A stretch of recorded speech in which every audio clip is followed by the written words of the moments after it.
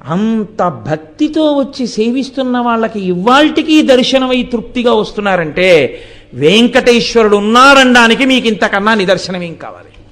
నేనంటాను, ఆనంద నిలయంలో వెతక్కండి వెంకటేశ్వరుడి కోసం.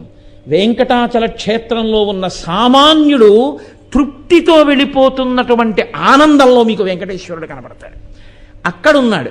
అందుకే స్వామి నటించుచుండు ఈ శైలమందు అన్నారు. ఆ పర్వతం అంతటి మీద ఆయన నర్తిస్తూ ఉంటాడు. ఆ పర్వతమేమి నమ్ముకున్నటువంటి వాడి ప్రతి ఇంటిలో, ప్రతి వాడి గుండెలో, వాడి ముందు, వాడి వెనక, వాడి పక్కన స్వామి నిలబడి ఉంటారు. ఆనాటి నుండి ఈనాటి వరకు వెంకటేశ్వరానుగ్రహము అన్న మాటకు అర్థం, ఏమీ నాకు తెలియదు స్వామి అని చెప్పినటువంటి వాడిని ఆయన అనుగ్రహిస్తాడు. నాకు ఇది తెలుసు అనుకున్నవాడినో, నేను ఇంత గొప్పవాడిని అనుకున్నవాడినో